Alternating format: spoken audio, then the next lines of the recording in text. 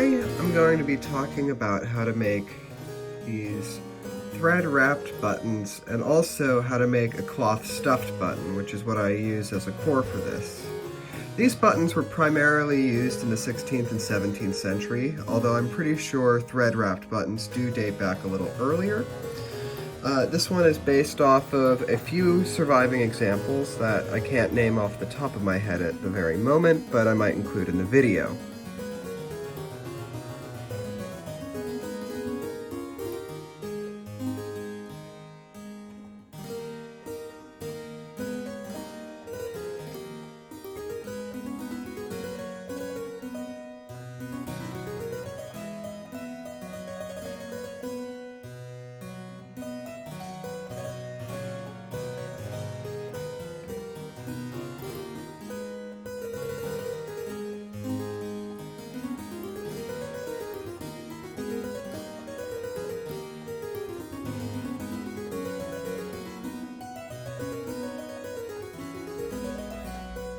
So, when constructing this kind of button, you're going to need a few things. So obviously the first thing you're going to want to use is fabric. I'm using a linen cotton canvas for this button.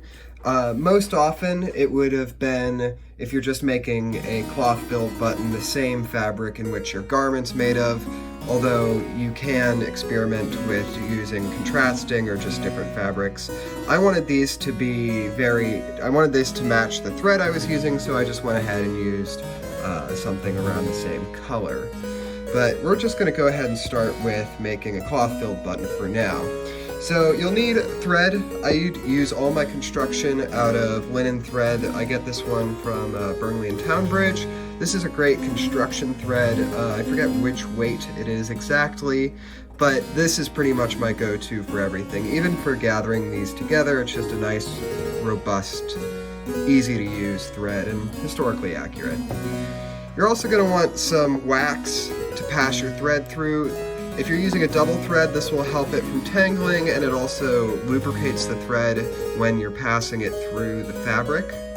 And you're also going to want an awl of some sort. This is a lovely bone awl, but I actually prefer to use a more modern one because it's not as wide.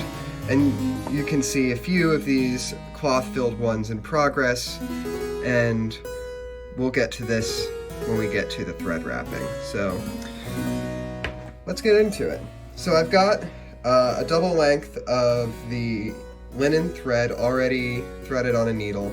I like to use the double thread just because it's strong, and when you're constructing these, I always tend to pull pretty hard. So I've passed it through the wax. Now, in good proper practice, you're going to want to iron the wax into your thread with a pressing cloth. But I find for this application, just drawing it through my fingers a few times, the heat and friction will force the beeswax into the thread and works just as well for just these small applications.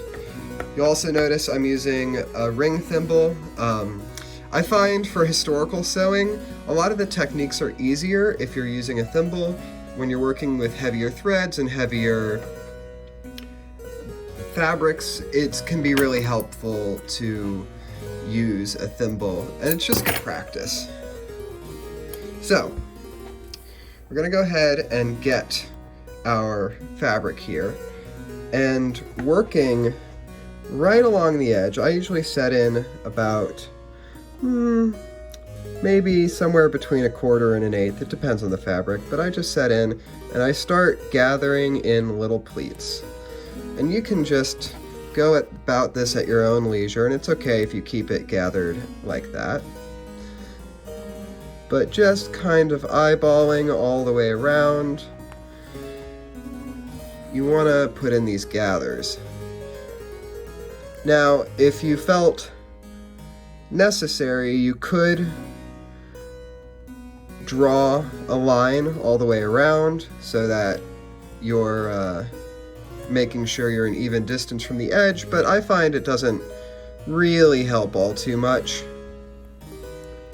And you know, you can just kind of eyeball this. These will kind of vary in size, but as long as your main circle is the same, you should end up with the right kind of buttons, the right size.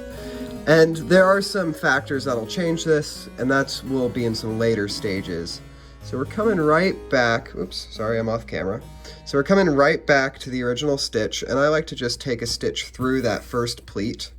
So you see that first pleat right here. And I just like to take my stitch through there. So now we have a kind of gathered ball with nothing in it.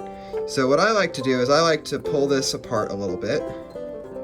And this is why I like to use the linen thread, because it allows me to manipulate it a little more roughly.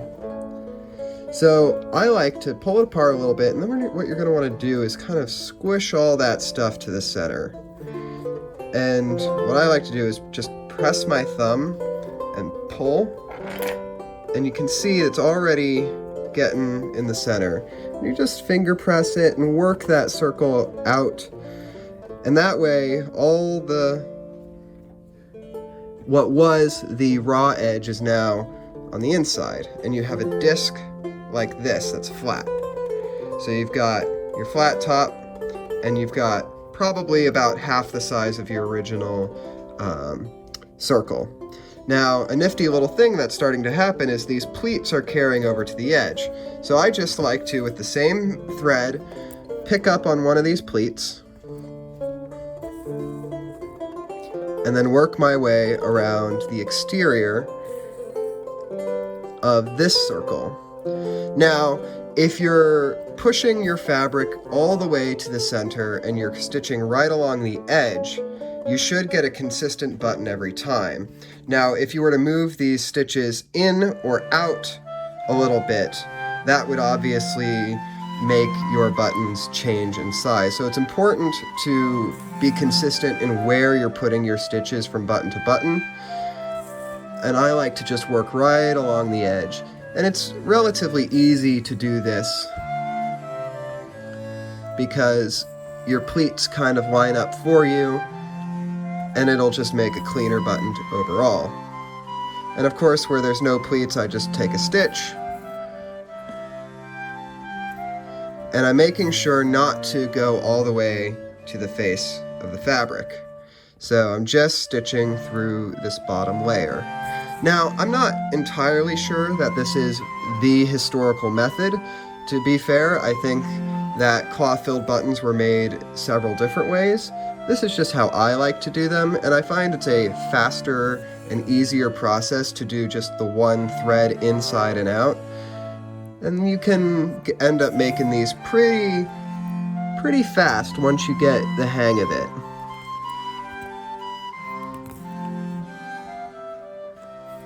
So now I finally have gone back to the original position, and I'm just going to go ahead and take a stitch past where I already have been. So now we have this dish, and you can already see it's starting to kind of curl up on itself. And you're just going to want to pull this thread and work it back. And you'll see all those pleats falling into place. I'm sorry, I'm kind of blocking the camera. But now you've got the start of your cloth-filled button. And this is a really great way because it makes it very tight and filled on the inside. A big mistake that I see a lot of people do, and that I certainly did when I first started making these, was I didn't stuff the inside enough. And when you're folding the first pleats into the center, you really want to fill that up and go right to the edge and then do it again, because that will create a button that's nice and tight. You don't want a button that's too squishy, because then it will be a poor button and will slip out. So now we've got it slightly closed. I like to then take stitches across from the wherever I'm coming out. So there's a cross stitch, and just close up this hole. And I kind of go about it a little randomly. You can go radially, kind of like across and across and across, but just to sure up and tighten. Oop. Slipping out of my hands. But just to sure up and tighten the bottom part of this, I like to do these stitches. And as I said, this construction, I'm not sure if it's supported by anything, but it's just how I like to do it, and it certainly comes out looking nice and being very sturdy, which is what I want out of a button. So you can see that we're a little oblong, but that's okay. Once we put in this next stitch, it should fix that. You can see I'm having to really manipulate it and move it. And squishing your button as you're doing this will help set the form. And there we've got a cloth-filled button, and you can see that bottom's nice and wrapped up. And if you wanted, you could knot it off right here. And I'm gonna just go ahead and do that.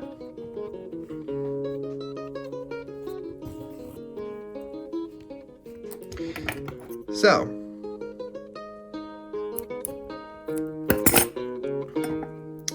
now you have a beautiful little cloth-filled button. Now, if you wanted, you could just stitch this directly through the fabric onto your garment.